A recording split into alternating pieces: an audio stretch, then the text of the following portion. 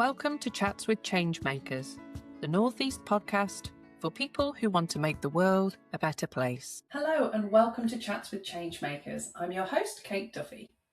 This series has been sponsored by the Level 2 in Starting and Developing a Social Enterprise, a practical course for changemakers ready to start strong or go back to basics and build better foundations. Check out the links to find a course near you. In this episode, I interviewed Philip Drew, founder of Southside Music, a purpose-led music tuition business helping people across South Tyneside grow their confidence and creativity through music. After years in the corporate world, Phil made the leap into something more meaningful, turning a side hobby into this community-rooted venture. Let's hear from Phil. Hello, Phil. How are you today? Hi, Kate. I'm really good, thank you. Thank you for inviting me onto your podcast. Awesome. I'm really, really excited to have this opportunity to talk to you. I think we met probably about 18 months ago. I'm really keen to hear more about how your journey has progressed since then and how things are going. So before we get into your amazing organisation, let's talk a little bit about you as an individual. What inspired you or what sparked the change for you to decide I'm going to do something that makes a difference, that creates an impact? Yeah, so I come from a corporate background. I used to be in project management within a telecoms company.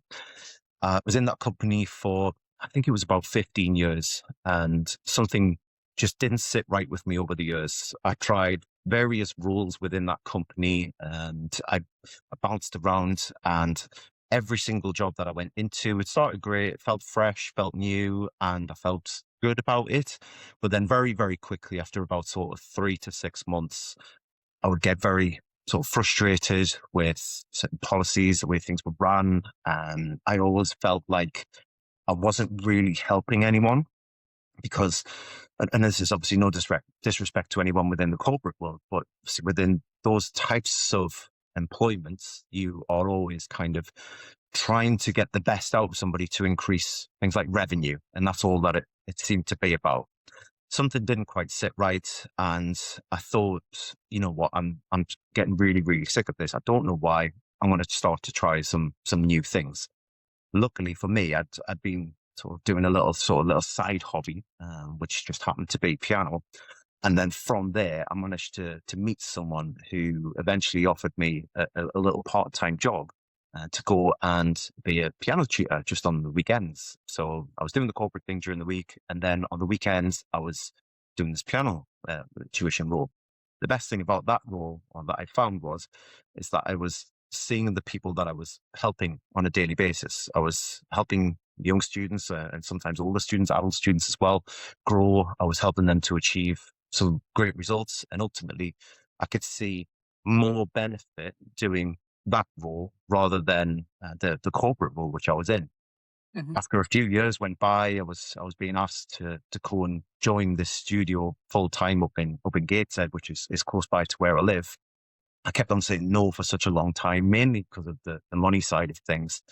But then the corporate role was just grinding me down more and more and more. And eventually I decided to make the change and moved across to that studio full time. I didn't stay in that studio as we'll get onto, I guess. But when I did move into that full time, that's when I could really start to see, right, okay, I'm actually starting to make a difference here. Sometimes I wasn't doing the piano tuition side of things. Sometimes we would have groups of individuals that would come to us, and it would be children from impoverished families, sometimes some refugees, and we would deliver sort of group sessions for music, which ultimately, that was the point where I thought, you know what, this is exactly what I want to kind of do. Nice. And then eventually I moved off to do my own thing, which we'll get onto. Amazing. And I wonder, Phil, the journey that you've gone on there, were they really big organisations and then you've moved into a small one? Or do you think that it was the difference between corporate and more purpose-led that was so different for you in that experience? I think it was more the purpose-led Okay. So whilst I appreciate, smaller businesses, they don't generate the same kind of revenue as what these big corporates are. But ultimately, the two businesses, they are there to ultimately do the same thing in a way, because you've got to have revenue for these businesses to function. But with the purpose-led side of things, that was where I felt that there was a bigger difference being made by the smaller companies. With the corporate companies, they do have the charity arm and things like that, but they were always supporting bigger charities. And Mhm. for me, those big charities, they don't need as much help. I know they do need help, but the smaller, the tighter knit groups within regions, that's where the real work is, I believe. That's where you see the communities who actually need help. And it's obviously within our own communities as well, which what makes it so worthwhile. It's always Mm. it's always been more about the purpose-led side of it, which is appealed to me, rather than the generating millions of pounds kind of thing. It would be lovely to have millions of pounds, but but would it make me happier? Probably not. I don't think Mhm. so. Interesting. Okay. So tell us about your organization. What is it that you've set up, and what is the purpose behind it? Yeah, so I say I worked up in Gateshead, which for me it's quite a commute. I'm based in a lovely place. I always call it sunny South Shields because it's always sunny. It is Okay. now, by the way, just so you know. Um, and I was losing an hour or two every single day, and I thought, you know what, I don't see anything like this going on in South Shields. So I then stepped away from the studio up in Gateshead, and I set up my own music company called Southside Music. Southside Music is there at the moment to provide music tuition to anyone within the South Tyneside area. At the moment, I'm currently doing home visits to multiple individuals. I've got children from as young as 7, and I think the oldest person I teach at the moment is 62, I think. 62. So it's allowed me to sort of step away from the studio up in Gateshead. It's given me more time back so I can help more people. If I hadn't have left that studio, I wouldn't have as much time. The other thing that's allowed me to do is spend way more time with my family. I'm at the very, very early stages. So as I say, at the moment, I'm doing piano tuition. I go off to people's houses. I started off with 6 students who I used to have when I worked up at the old studio, and then I've ramped that up to just under 30 students since Wow. January. So it's quite a big jump, and I'm at the point now where I'm almost at full capacity. My only other option now is either take on more people during the day, which is quite difficult in itself because obviously most of us are at work, doing your day-to-day jobs, if not children and things like that. The other option would be that I have to go and open a studio, which is ultimately with the direction I think I'm going to have to lean to. So once I fill up my final slot on, I think it's just Thursdays I've got now, I'm going to have to open a studio. It's a nice problem to have. That's so exciting, Phil. And that's so you're talking about 4 months. In four Yeah, months, almost. you've created the demand, and you're almost fully booked. That's incredible. So tell me more then about the purpose. So these 30 wonderful individuals that get to work with you, what's the benefit for them? What's so good about music? Why should we be doing that rather than going down the beach or whatever? So, as much as I'm an advocate for the beach, Mhm. when I go to the beach, I don't like going into the sea. I like to dig a hole or build sandcastles. So that's why I go to the beach. But Okay. I can't do that all day, every day, unfortunately. Um, so for me, it's about creating something that is for South Shields. I want to, well, let's say South Tyneside, because I am starting to expand out of the area. I looked at what was going on in terms of education within schools, and I also looked at what opportunities there are for children to learn music within South Shields. So it's not the secret that education is taking away a lot of funding for music tuition, and well, primarily the creative industries. So not just music, but art and everything else that sort of circles around those two areas. So I saw this big gap within South Tyneside, especially around South Shields, and then branching out to the towns which surround South Shields, that there was no opportunities for anyone to go off and study music. Now, obviously, there are other teachers out there.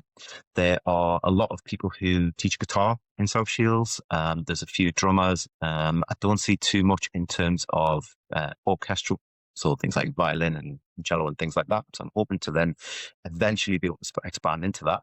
But for me, it was a case of, right, there's very few people teaching piano, and there's certainly nobody advertising. I think the closest place I found as a school was up in Washington.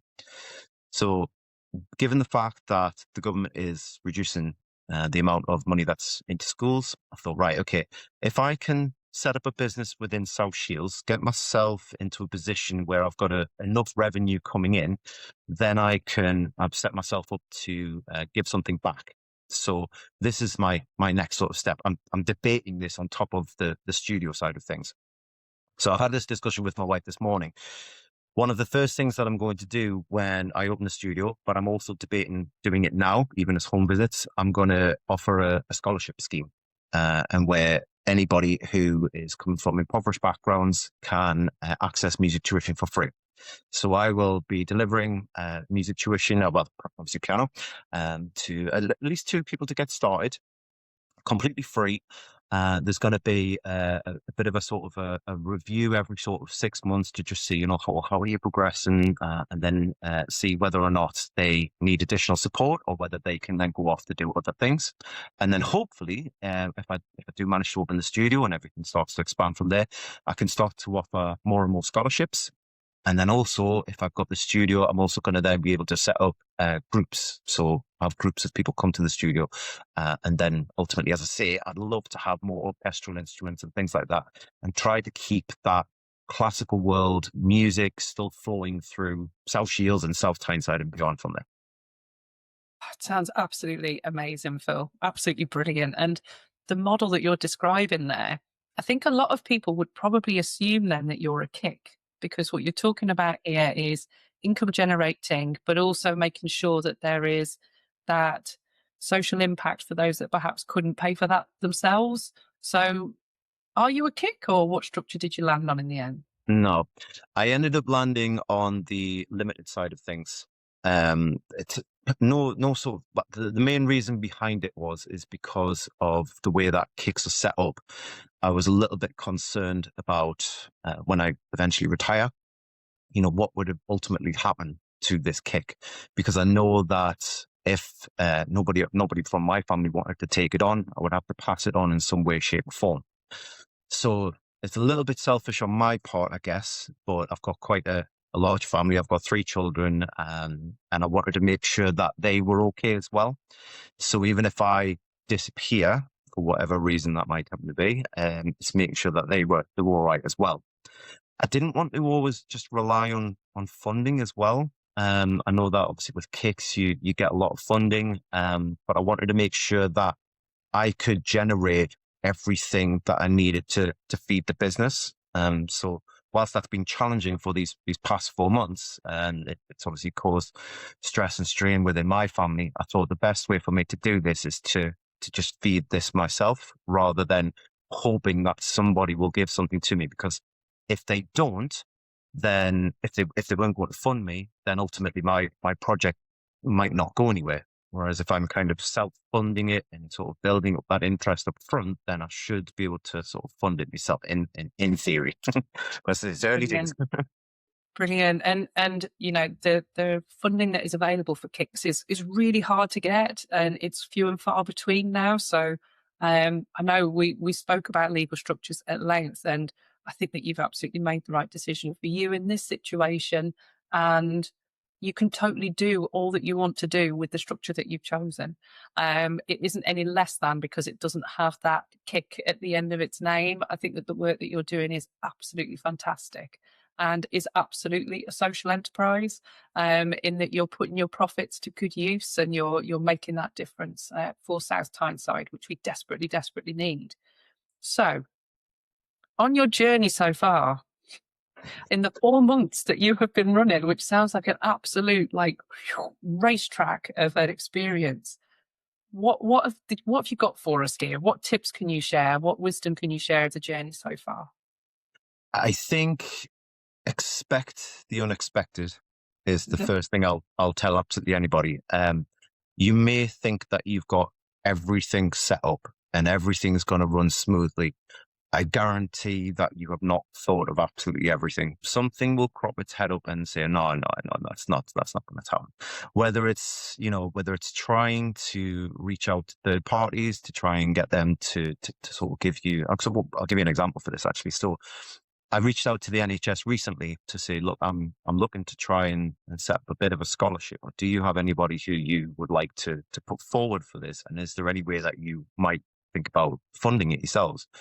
That was really, really difficult. And I've still not managed to land that just yet. The main message that I've found is, and this is probably where being a kick might be more useful or more beneficial, is that the NHS will not fund that in any way, shape or form. They want you to be able to fully fund this yourself. And whilst they might give you somebody who will benefit from this, they probably won't help you when it comes to funding. There are a few. I'm not saying it doesn't happen, but that's one of the main things. So if you have a business where you think, okay, I'm going to set this up and I'm going to use this third party here, that is definitely an assumption. I would go out and I would certainly check with them first before you think, oh yeah, I'm going to quit my job and I'm going to do this, and this. Double check that that's what you're going to do. I'll not get into the other things, but the whole tax side of things and dealing with the HMRC as well, that is a whole other minefield. And I would definitely recommend to anybody, do your research when it comes to working with HMRC. Yeah, definitely. I think so. My experience with HMRC is that as long as you're straightforward with them, they're really happy to help you along the path. Whereas if they think you've been trying to sneakily not pay for things, or you've just kind of buried your head in the sand for 10 years, then they're probably going to be quite cross with you. But yeah, definitely get some advice around the tax and the HMRC side of things. Okay, Phil. So my last question for you today then is around how we can support you with this mission. So are there things that we can do if we're in South Tyneside, if we're from further afield across the Northeast? How can we support you on your mission? Yeah. So I mentioned earlier, I'm looking to obviously set up scholarships. I'm not asking anybody for any money or anything like that. What I'm asking for is simply just to pass on the fact that there is a music tuition company within South Tyneside, especially surrounding South Shields, that is there to support people who do need this help.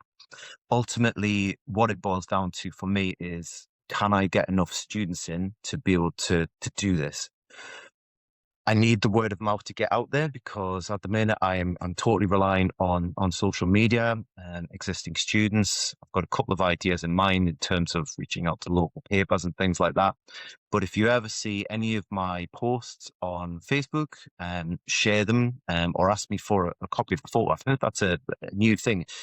Apparently, social media will I don't want to say strangle it, but they will hold back anybody who shares something. So the algorithm will stop it from reaching too many people.